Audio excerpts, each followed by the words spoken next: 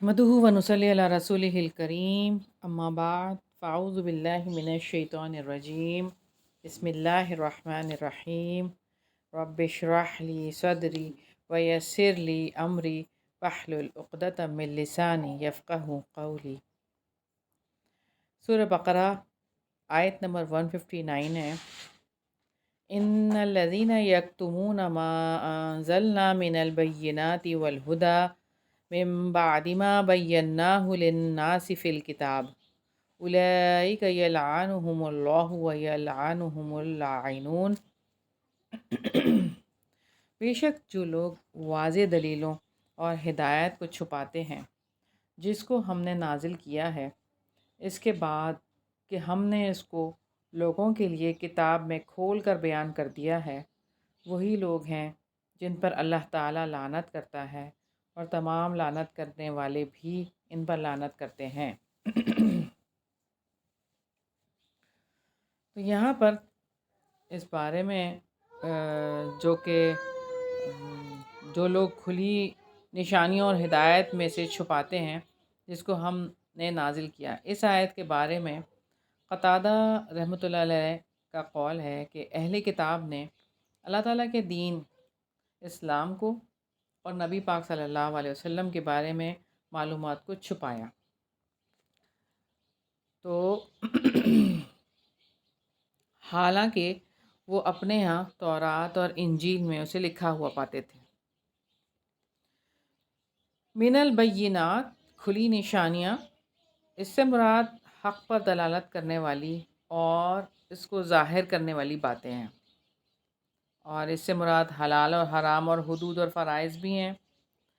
और बय्यिनात से मुराद यहाँ पे नबी पाक सल्लल्लाहु अलैहि वसल्लम की नबूवत और आप सल्लल्लाहु अलैहि वसल्लम की वो सिफ़ात है जो कि पहली किताबों में आईं। वल हुदा और हिदायत, यानी हुदा वो इल्म है जिसके ज़रिए से सिरात मुस्तकीम की तरफ रहनुमाई हासिल की जाती है और जिससे अहले जन्नत और अहले जहन्नम के रास्तों का फ़र्क वाज़े होता है। मिम बादी मा बय्यन्नाहु लिन्नासि फ़िल किताब, इसके बाद कि हम इसको किताब में लोगों के लिए खोलकर बयान कर चुके हैं।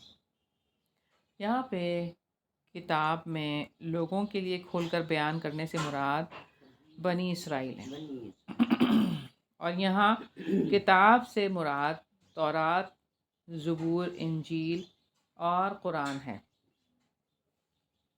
अल्लाह ताला ने अहले इल्म से वादा लिया है कि अल्लाह ताला ने इन्हें किताब का जो इल्म अता किया है इसे लोगों के सामने बयान करेंगे और इसे हरगिज़ नहीं छुपाएंगे।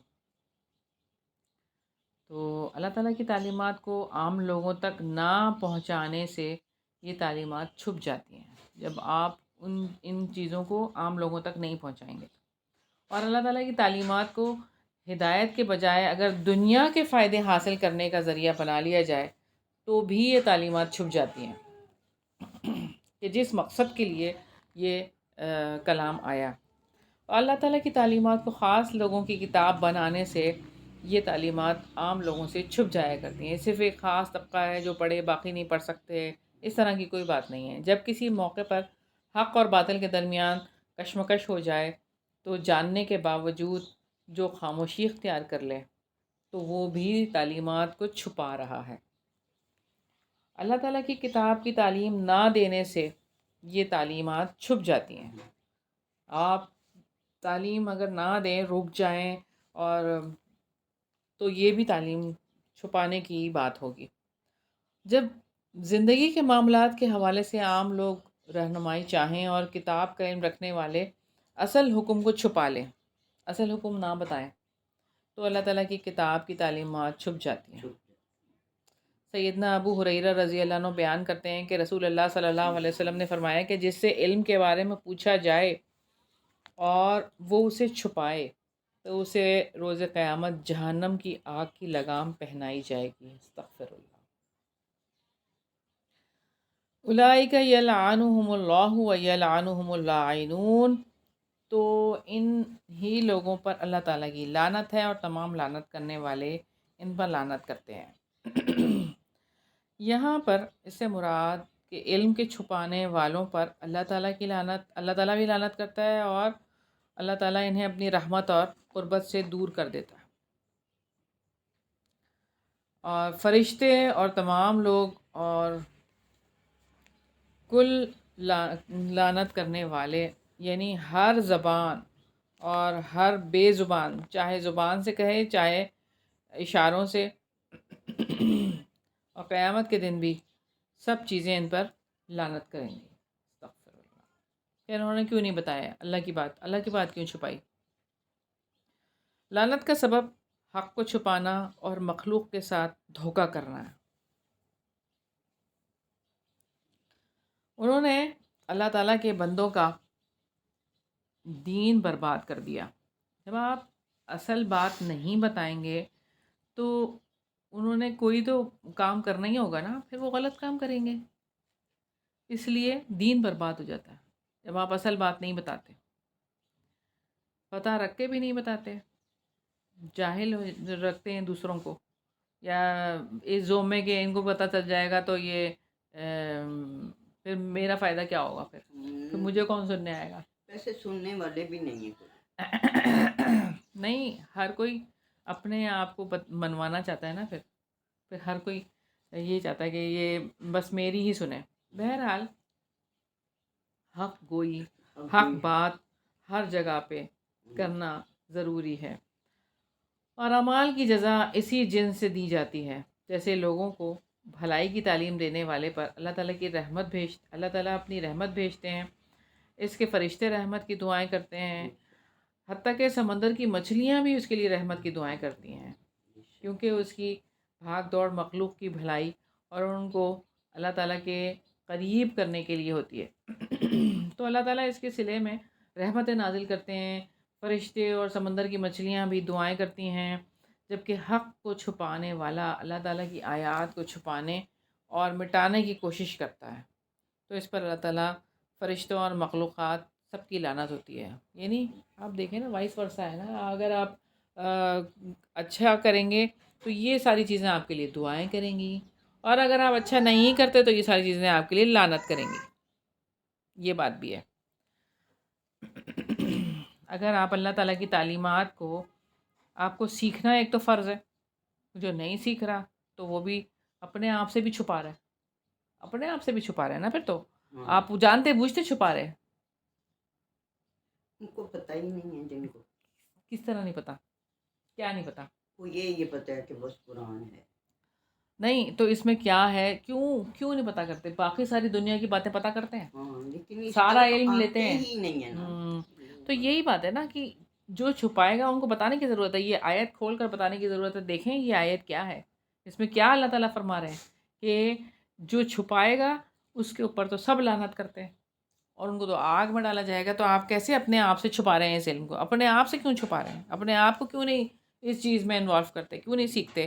جو طالب علم ہوتا ہے اس کے لیے تو فرشتے اپنے پر بچھا دیتے ہیں، اس کے راستے میں پر بچھا دیے جاتے ہیں.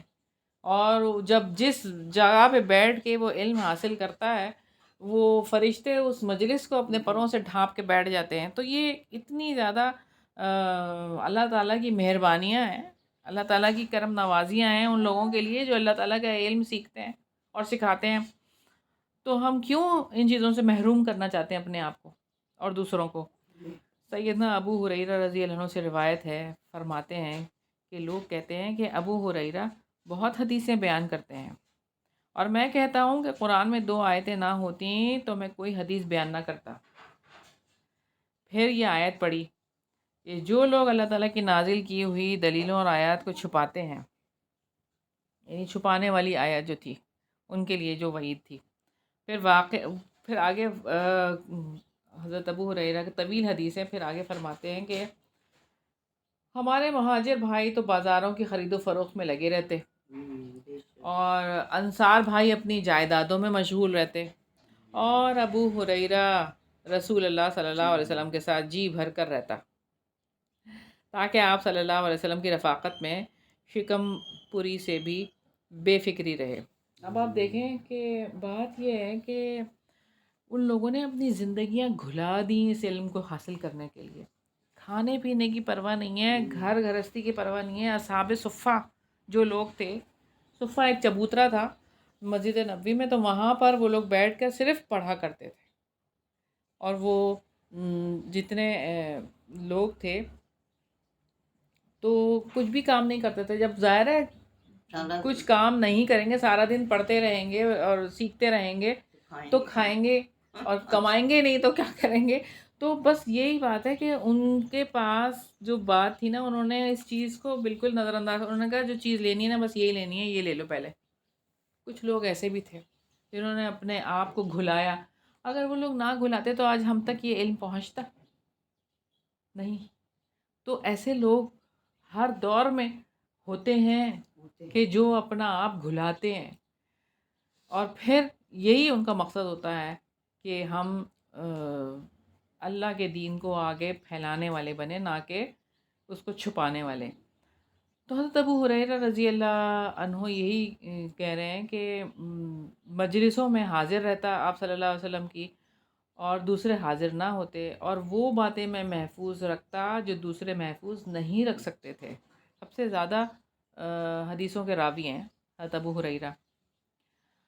سیدنا عمر بن عبدالعزیز رحمۃ اللہ علیہ نے ابو بکر بن حازم کو لکھا کہ تمہارے پاس رسول اللہ صلی اللہ علیہ وسلم کی جتنی بھی حدیثیں ہوں ان پر نظر کرو اور ان کو لکھ لو، کیونکہ مجھے علم دین کے مٹنے اور علماء دین کے ختم ہو جانے کا اندیشہ ہے، اور رسول اللہ صلی اللہ علیہ وسلم کے سوا کسی کی حدیث قبول نہ کرو، اور لوگوں کو چاہیے کہ علم پھیلائیں اور ایک جگہ جم کر بیٹھیں تاکہ جاہل بھی جان لے، اور علم چھپانے ہی سے ضائع ہوتا ہے.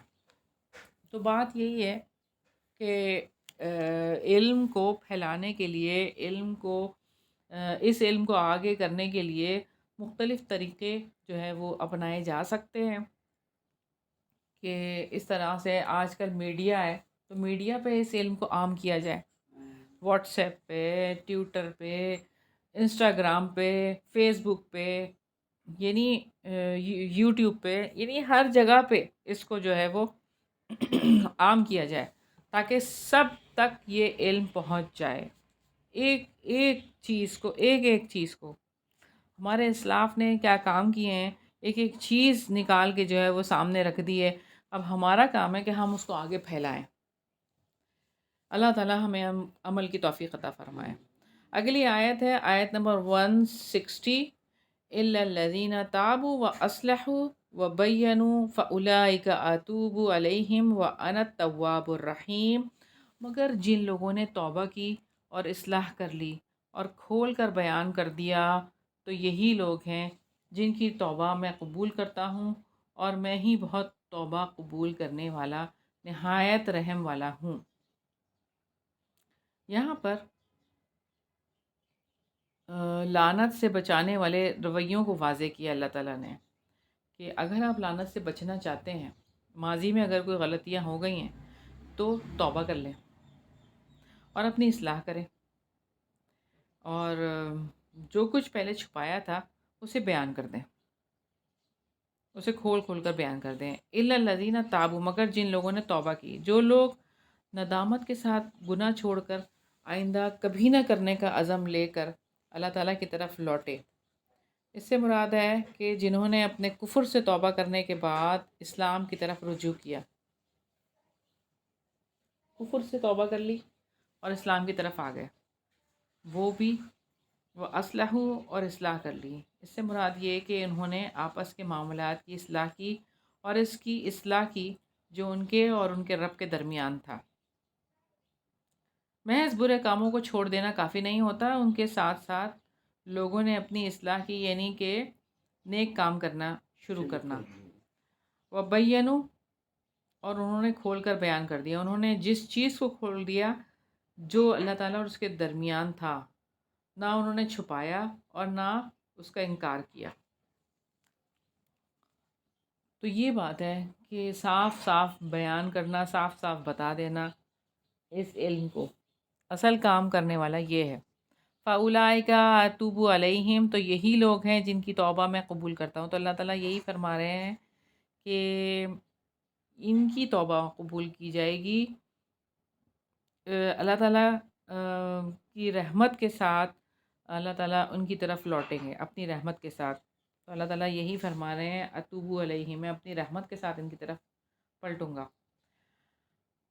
بندوں کی طرف سے توبہ گناہوں سے رجوع کر لینا، اور اللہ تعالیٰ کی طرف سے مہربانی یہ ہے کہ اپنے بندوں سے توبہ کو قبول کر لے. تو جو توبہ لے کر اللہ تعالیٰ کے آگے حاضر ہوتا ہے وہ اس کی توبہ کو قبول کر لیتا ہے، چاہے وہ کتنے ہی گناہ کر کے آیا ہو.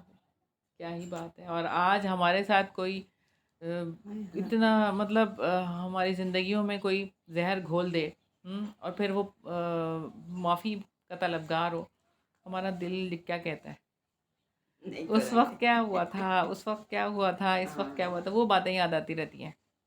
اللہ تعالیٰ کیسے حلیم ہے نا، اللہ تعالیٰ کیسے رحیم ہے، اللہ تعالیٰ کی کیا بات ہے.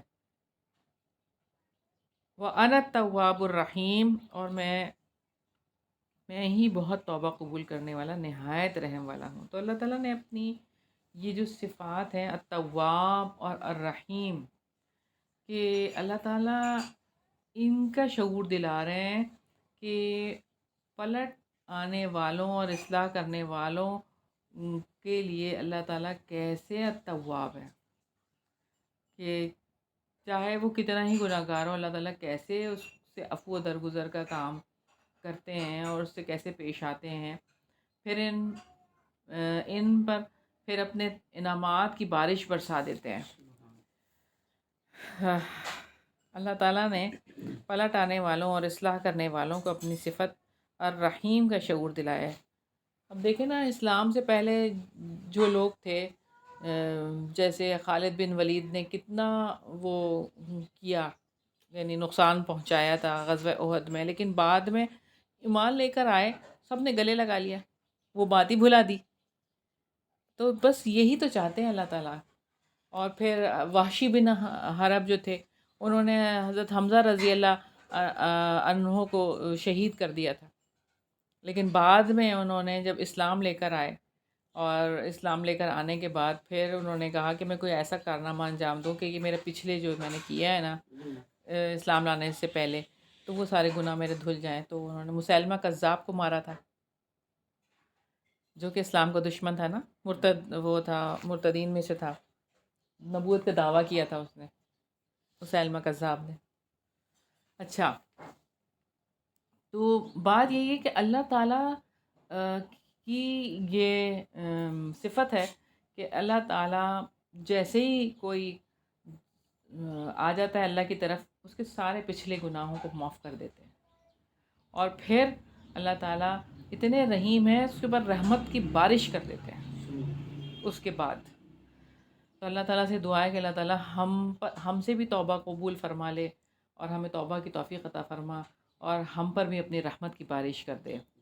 اگلی آیت ہے آیت نمبر 161. ان الذین کفروا وماتوا وهم کفار اولئک علیہم لعنت اللہ والملائکۃ والناس اجمعین. یقیناً جن لوگوں نے کفر کیا اور مر گئے اس حال میں کہ وہ کافر تھے، وہی لوگ ہیں جن پر اللہ تعالیٰ کی، فرشتوں کی اور تمام لوگوں کی لعنت ہے. ان الذین کفروا، جو لوگ اپنے کفر پر اصرار کرتے رہے، انہوں نے توبہ کی، نہ اپنے رب کی طرف رجوع کیا، نہ اس کی طرف پلٹے، یہ کام انہوں نے کیے ہی نہیں.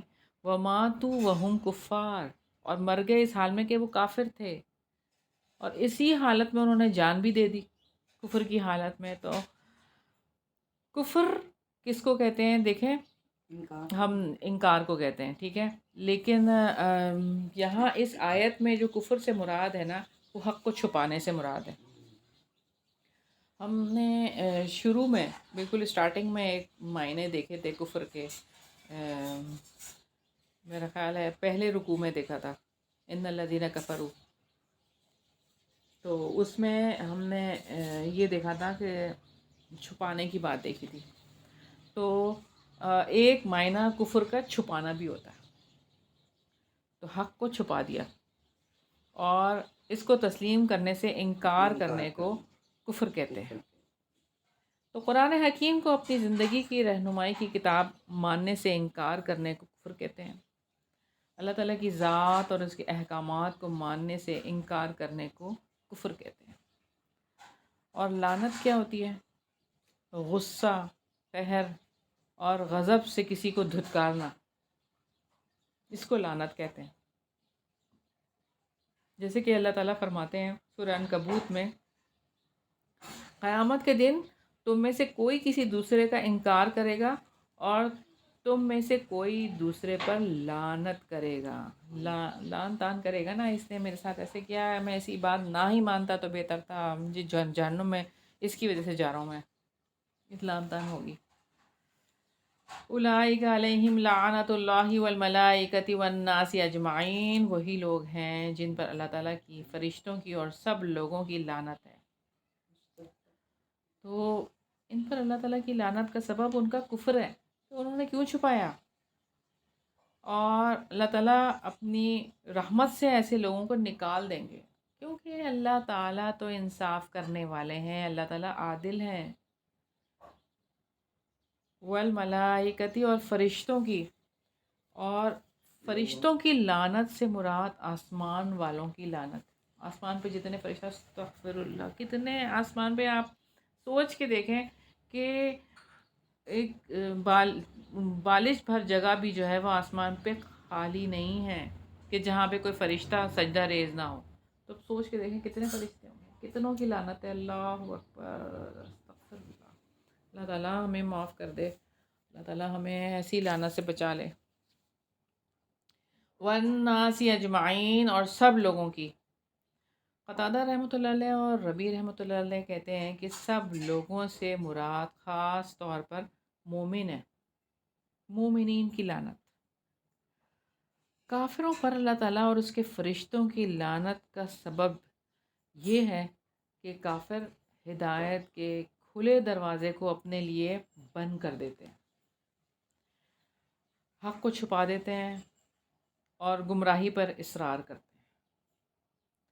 اگلی آیت ہے آیت نمبر 162، خالدین فیہا لا یخفف عنہم العذاب ولا هم ینظرون، اس جہنم میں ہمیشہ رہنے والے ہیں، نہ ان سے عذاب ہلکا کیا جائے گا اور نہ وہ مہلت دیے جائیں گے۔ کافر ہمیشہ اللہ تعالیٰ کی لعنت میں رہیں گے، استغفر اللہ۔ یعنی جب کفر کی علت موجود ہے تو اللہ تعالیٰ کا حکم اس کی لعنت بھی موجود ہے، موجود رہے پہلے گی۔ لوگوں میں سے بھی جہنم میں جائیں گے جو نبی کریم صلی اللہ علیہ وآلہ وسلم کی زندگی میں تھے، ہاں وہ بھی جائیں گے۔ جی جی، جو کفر کی حالت میں رہا، یعنی کہ پہلی جو شریعتیں تھیں اگر ان پر ایمان نہیں تھا اس کا، یعنی جو سچے پکے مومن ہوں گے، مومن سے مراد کیا ہے؟ اللہ کی اپنے توحید دین پر پر، ایمان لے کر آنا اور اپنے نبی پر ایمان لے کر آنا۔ ہر قوم کے لیے یہی تھا کہ اللہ پر ایمان لے کر آنا، وننس آف اللہ، اللہ ایک ہے، اس پر ایمان لے کر آنا، اور اپنے نبی پر ایمان لے کر آنا، تو وہی مسلمان ہے، مسلمان وہی ہے۔ اور اگر ایسا نہیں ہے، اس نے شرک کیا ہے یا اپنے نبی کو جھٹلایا ہے تو وہ کافر ہے، یا کسی بھی نبی کو جھٹلایا ہے۔ لعنت اور عذاب دونوں ان کے لیے لازم و ملزوم رہیں گے، یعنی کہ اگر کوئی کفر کی اس کیفیت سے باہر نہیں نکل رہا تو لعنت اس کے اوپر موجود رہے گی، وہ نہیں ہٹ سکتی۔ لا یخفف عنہم العذاب ولا هم ینظرون، ان پر سے عذاب ہلکا نہ کیا جائے گا اور نہ وہ مہلت دیے جائیں گے، انہیں سخت اور دائمی عذاب دیا جائے گا اور مہلت بھی نہیں دیے جائیں گے۔ اور مہلت کا وقت اللہ تعالیٰ نے اس دنیا کی زندگی میں دیا ہے، یہ مہلت صرف دنیا میں ملی ہے، اس دنیا کے گزر جانے کے بعد ان کے لیے کوئی عذر نہیں رہے گا، کچھ بھی نہیں باقی رہے گا۔ بس دنیا میں آپ نے کیوں نہیں توبہ کی، کیوں نہیں اسلام کی طرف آ گئے، تو ان پر اللہ تعالیٰ، فرشتوں اور سب انسانوں کی لعنت ہے۔ خالدین فیہا کی بات کی ہے اللہ تعالیٰ نے، یہ کیسی بات ہے کہ ہمیشہ، استغفر اللہ، ہمیشہ ہمیشہ اس حالت میں رہیں گے، اور لا یخفف عنہم العذاب، ان سے عذاب میں کوئی کمی نہیں کی جائے گی اور ان کو کسی قسم کی مہلت نہیں دی جائے گی۔ اس رکوع کی آخری آیت ہے آیت نمبر 163، وَإِلَٰهُكُمْ إِلَٰهٌ وَاحِدٌ لا الہ الا هو الرحمن الرحیم، اور تمہارا معبود ایک ہی معبود ہے، اس کے سوا کوئی معبود نہیں، وسیع رحمت والا، نہایت رحم والا ہے۔ مشرکین عرب نے رسول اللہ صلی اللہ علیہ وسلم سے عرض کیا کہ آپ صلی اللہ علیہ وسلم جس خدا کی عبادت کو ہمیں بتلاتے ہیں، اس کا کچھ حال تو ہمیں بیان کریں۔ تو ان کے حق میں یہ آیت نازل ہوئی کہ تمہارا معبود برحق ہے، ایک ہی معبود ہے اور اس کے سوا کوئی معبود نہیں۔ تمہارا معبود ایک برحق معبود ہے، یعنی وہ اپنی ذات، اسماء اور صفات اور افعال میں اکیلا ہے، اس جیسی کسی کی صفت نہیں ہے، کسی ایک کی بھی نہیں جیسے اللہ تعالیٰ کی ہیں۔ اللہ تعالیٰ کی ذات جیسی کوئی ذات نہیں ہے، اللہ تعالیٰ کے جیسے کام کسی کے نہیں ہیں۔ ہم اپنے جسم میں ہی دیکھ لینا، ایک پور بھی کوئی بنا سکتا ہے؟ یہ اس کی لائنیں جو ہیں یہ کہاں سے کسی شخص کی کسی دوسرے شخص سے ملتی ہیں؟ تو یہ کون ذات ہے؟ اس کا کوئی ہمسر نہیں ہے، اس کی کوئی مثال ہی نہیں ہے، کوئی مثال نہیں ہے۔ تو اس آیت میں اللہ تعالیٰ کی وحدانیت اور الوہیت کا ثبوت ہے، اس کے سوا کوئی کائنات کو پیدا کرنے والا ہے ہی نہیں، اور نہ ہی تدبیر اور انتظام کرنے والا ہے۔ جب حقیقت ہی یہ ہے کہ وہ اس بات کا حق رکھتا ہے نا کہ صرف انسان پھر اسی کی عبادت کرے اور اس کے لیے جئیں اور اسی کے لیے مریں، میرا جینا میرا مرنا، انسان اپنی تمام امیدوں اور تمناؤں کو اس کے ساتھ وابستہ کر دے اور اسی کی طرف توجہ کرے، اللہ کی طرف، اپنا سب کچھ انسان اسے ہی بنا لے، سب کچھ میرا اللہ تعالیٰ ہے۔ اور اس آیت میں اللہ تعالیٰ نے خبر دی ہے کہ اس کے علاوہ کوئی معبود برحق نہیں، وہ اپنی ذات، اسماء و صفات اور افعال میں اکیلا ہے، تو بس اسی کو ہی تھام لیں، وہی تو ہے سہارا ہم سب کا۔ وہ الرحمن الرحیم، وہ وسیع رحمت والا، نہایت رحم والا ہے۔ اللہ تعالیٰ نے اپنی وحدانیت اور اپنی تخلیق کو رحمت قرار دیا ہے، اور تخلیق کی نشانیوں میں سے اپنے رحمان اور رحیم ہونے کا شعور دلایا ہے۔ اللہ تعالیٰ کا رحم و کرم بے پایاں ہے، وہ رحمان ہے، وہ رحیم ہے، اس لیے وہ نہیں چاہتا کہ کوئی بھی جہنم میں جائے یا اس کے غضب اور جلال کا مستحق ہو۔ اس لیے اگر کوئی خواہ مخواہ اس کی مخالفت کرے یا اس کی آغوش رحمت سے نکلنا چاہے تو وہ مجبور نہیں کرتا۔ کہ دیکھیں نا، ماں بھی کب تک روکتی ہے، بچہ نہیں روکتا، نہیں سنبھلتا، تو پھر کیا کر سکتے ہیں، حال پہ چھوڑ دے، پھر کیا کر سکتے ہیں۔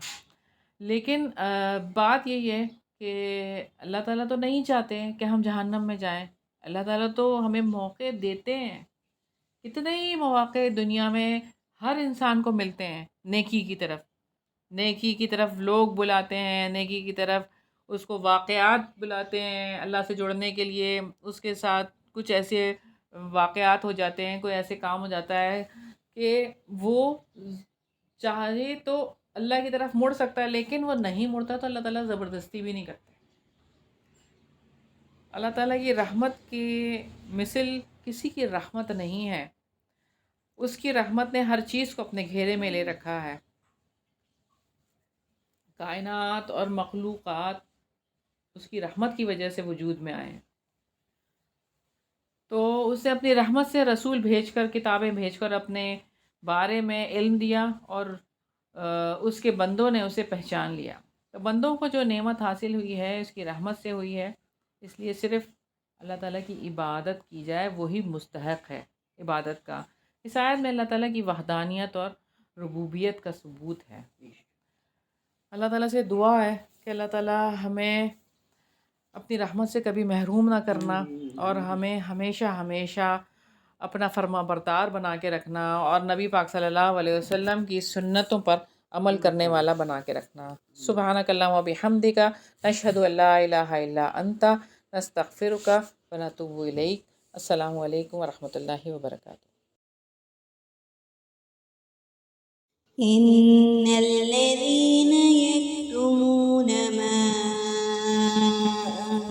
أنزلنا من البينات والهدى من بعد ما بيناه للناس في الكتاب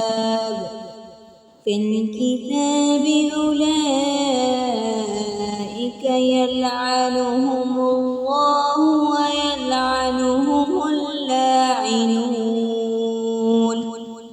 إلا الذين تابوا وأصلحوا وبينوا فأولئك أتوب عليهم وأنا التواب الرحيم إن الذين كفروا وماتوا وهم كفار أولئك عليهم لعنة الله والملائكة والناس أجمعين